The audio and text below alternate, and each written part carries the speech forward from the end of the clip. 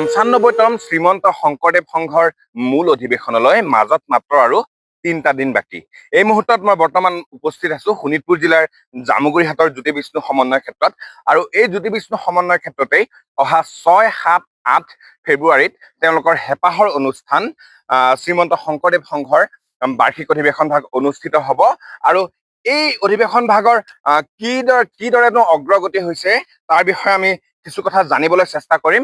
মোৰ লগত উপস্থিত আছে আদৰণি সমিতিৰ সভাপতি আৰু মই তেখেতৰ প্ৰভাকৰ বৰ্মন ডাঙৰীয়া। মই তেখেতৰ ওচৰলৈ যাব বিচাৰিছো। আপোনালোকৰ কিমান দূৰ অগ্ৰগতি হৈছে? মাজত মাত্ৰ আৰু 3টা দিন। কৃষ্ণ কৃষ্ণ। আমি প্ৰথমেই NDTV নিউজলৈকে আন্তৰিক সেৱা জনাইছো। সংবাদ কৰ্মী বন্ধুসকলে শ্ৰীমন্ত শংকৰদেৱ সংঘৰ 95 সংখ্যক বাৰ্ষিক অধিৱেশনৰ যেনেধৰণে প্ৰচাৰত তেখেত জড়িত হৈ আছে, আমি সবাৰ প্ৰতি আন্তৰিক সেৱা জনাইছো। শ্ৰীমন্ত শংকৰদেৱ সংঘ তেজপুৰ জিলা শাখাৰ আতিথ্যত 95 সংখ্যক বাৰ্ষিক অধিৱেশন শ্ৰীমন্ত শংকৰদেৱ সংঘৰ অহা 6, 7, 8 তাৰিখে অনুষ্ঠিত হ'ব। লক্ষ লক্ষ ভকক আমাৰ ইয়াত এই অধিৱেশনস্থলীত সমবেত হ'ব। আচলতে আমি এই অধিৱেশনস্থলীক জ্যোতি বিষ্ণু সমন্বয় ক্ষেত্ৰ হিচাপে নামকৰণ কৰিছো। আমাৰ ইতিমধ্যে 165টা আমাৰ প্ৰতিনিধি শিবিৰ আমাৰ গোটেই জিলাখনত 145খন প্ৰাথমিক আছে গাঁও। অকল এই 145খন গাঁৱেই নহয়, ইয়াৰ নিকটৱৰ্তী ইছলাম ধৰ্মাৱলম্বী বা গোৰ্খা লোকসকল এই প্ৰতিজনেই আমাৰ ইয়াত প্ৰতিনিধি শিবিৰবিলাক বৰ আটক ধুনীয়াকৈ বনাইছে। আৰু ইতিমধ্যে আমাৰ নামঘৰ নিৰ্মাণ সম্পূৰ্ণ হৈছে আৰু গুৰু আসন তাত প্ৰতিষ্ঠা হৈছে। ইতিমধ্যে আমাৰ নামঘৰত প্ৰতিদিনেই ভকতৰ সমাৱেশ ঘটিছে।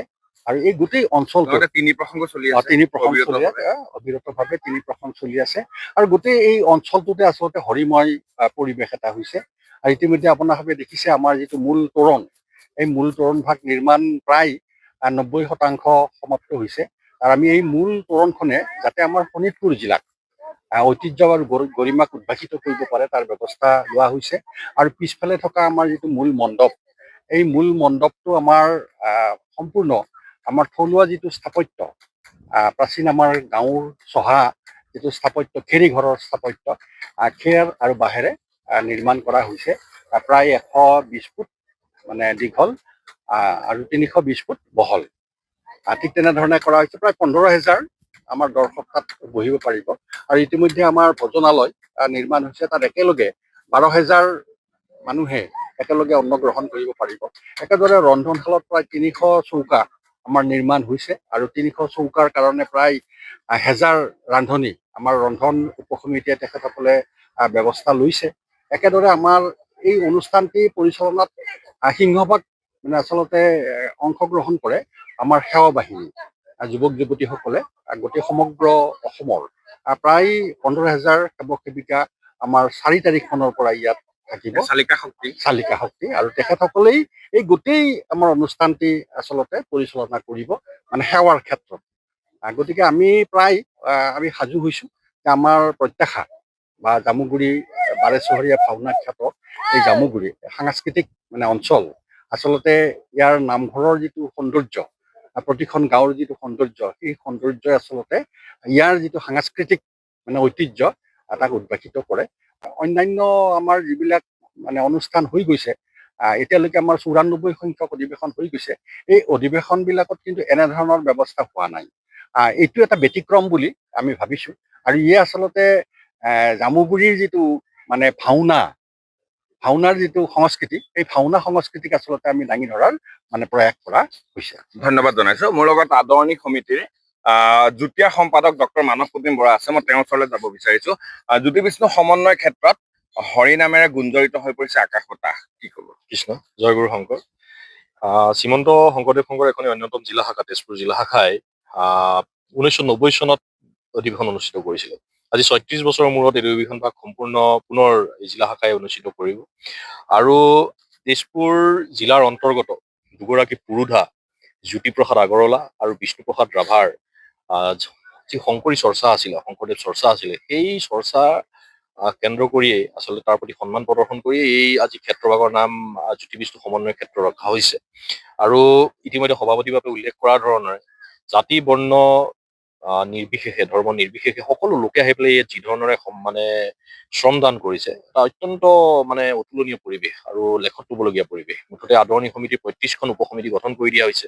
প্ৰত্যেককে নিজৰ নিজৰ দায়িত্ব আৰু কৰ্তব্য ভগাই দিয়া হৈছে আৰু প্ৰত্যেকখন উপসমিতিয়ে সম্পূৰ্ণ নিষ্ঠা সহকাৰে নিজৰ দায়িত্ব আৰু কৰ্তব্য পালন কৰিছে। আপোনালোকে দেখা পাইছে যে আমাৰ যি পতাকা বেদী, এখন নাওৰ ওপৰত পতাকা বেদী তেওঁলোকে নিৰ্মাণ কৰিছে প্ৰায় ৩ মাহ যোৰা এটা প্ৰস্তুতি। গতিকে যথেষ্ট কষ্ট কৰিছে। নামঘৰ আজিলৈকে যিমান ডাঙৰ নামঘৰ হৈছে আকৰ্ষণ হৈ পৰিছে মুখ্য আকৰ্ষণ হৈ পৰিছে। মুখ্য আকৰ্ষণ ইয়াতে দুটা বুলি ক'ব লাগিব, মানে আটাইখিনিয়ে মুখ্য আকৰ্ষণ আচলতে। শিবিৰ আজিলৈকে যি ধৰণে বনাইছো, শিবিৰৰ মাজেদি আমাৰ বাছ চলিব এইবাৰ, প্ৰথমবাৰৰ বাবে বাছ চলিব। গতিকে কোনো ভকত বৈষ্ণৱে নিজৰ বেডিং বাচন বৰ্তন খৰি বহুত দূৰৰ পৰা কেতিয়াও কঢ়িয়াব নালাগে। নিজৰ শিবিৰৰ সন্মুখত নামিব পাৰিব, শিবিৰৰ মাজেদি বাছ ওলাই যাবগে, তেওঁলোকে নিজৰ শিবিৰত সোমাব পাৰিব। এইবাৰ আমাৰ যি পতাকা বেদী নিৰ্মাণ কৰা হৈছে সম্পূৰ্ণ নাৱৰ ওপৰত এখন পতাকা বেদী থাকিব। নামঘৰ যি ধৰণে দেখিছে আপোনালোকে, ইমান বৃহৎ কলেবৰৰ নামঘৰ আজিলৈকে হোৱা নাই। আমি সম্পূৰ্ণ খেৰ বাঁহেৰে আমি সম্পূৰ্ণ মূল মণ্ডপ আৰু মঞ্চ আমি তৈয়াৰ কৰিছো।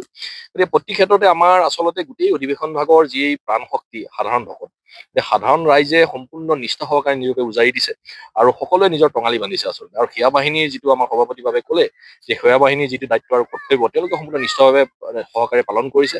আৰু এই ক্ষেত্ৰত এটা কথা কিন্তু ক'ব লাগিব যে মূল সংঘৰ আমাৰ যি ধৰণৰে তেওঁলোকে যি ধৰণৰে আমাক সঁহাৰি আগবঢ়াইছে আৰু সহযোগিতা আগবঢ়াইছে, পদাধিকাৰ বা প্ৰধান সম্পাদক বা যুটীয়া সম্পাদক দ্বয় তেওঁলোকে প্ৰতি মুহূৰ্তত খবৰ ৰাখিছে। আমাৰ সেৱা বাহিনী, কেন্দ্ৰীয় সেৱা বাহিনীয়ে প্ৰতি মুহূৰ্তত খবৰ ৰাখিছে। গতিকে যেতিয়াই যি ধৰণৰ সমস্যা হৈছে, কেতিয়াবা সহায়ৰ প্ৰয়োজন হৈছে, তেওঁলোকে অনতিপলমে লগে লগে আমাক সহায়ৰ হাত আগবঢ়াইছে। আৰু দাঁতি কাষৰীয়া সকলো জিলা, দাঁতি কাষৰীয়া জিলাসমূহে যি ধৰণৰ তেওঁলোকে শ্ৰমদান কৰিছে, তেওঁলোকে আমাক সাজ আগবঢ়াইছে। গতিকে এই ক্ষেত্ৰত আদৰণি সমিতিখনে যথেষ্ট সকাহ লাভ কৰিছে। আৰু দাঁতি কাষৰীয়া সকলো লোক নিজৰ জাতি ধৰ্ম পাহৰি অধিৱেশন ভাগত তেওঁলোকে অংশগ্ৰহণ কৰিছে। শিবিৰ তেওঁলোকে নিজ হাতেৰে নিৰ্মাণ কৰিছে। ইমান সুন্দৰভাৱে শিবিৰ আজিলৈকে হয়তো বহুত জেগাত আমাৰ হয়তো আমি দেখা পোৱা নাছিলো, এইবাৰ আমি শিবিৰ দেখা পাইছো। গতিকে সকলো দিশ আমি চাই পেলাই এটা কথাত আমি অতিমান হৈছো যে এখন আটকধুনীয়া অধিৱেশন হয়তো আমি তেজপুৰ জিলা শাখাই আমি দিব পাৰিম। আৰু আপোনাৰ খবৰ জৰিয়তে আমি সমগ্ৰ অসমৰ ভাৰতবৰ্ষৰ সকলো ভক্তবান ৰাইজক আমি নিমন্ত্ৰণ জনাইছো। আশা কৰিছো যে এই অধিৱেশন ভাগে মহাপুৰুষ শ্ৰীমন্ত শংকৰদেৱ গুৰুজনাৰ ধৰ্ম তত্ত্ব দৰ্শনৰ আদৰ্শ প্ৰতিষ্ঠা কৰাৰ ক্ষেত্ৰত এক অন্যতম ভূমিকা পালন কৰিব। ধন্যবাদ জনাইছো। এয়াই আছিলে ৯৫তম শ্ৰীমন্ত শংকৰদেৱ সংঘৰ যি উদযাপন কমিটি, আদৰণি কমিটিৰ সভাপতি আৰু সম্পাদকৰ লগত হোৱা কিছু বাৰ্তালাপ। আৰু তেওঁলোকে জনাইছে যে আজি আগন্তুক ৬, ৭, ৮ ফেব্ৰুৱাৰীত তেওঁলোকৰ হেঁপাহৰ অনুষ্ঠান ভাগ অনুষ্ঠিত হ'ব। সেই অনুষ্ঠানৰ কাৰণে এতিয়া সৰ্বতোপ্ৰকাৰে তেওঁলোক সাজু হৈ উঠিছে।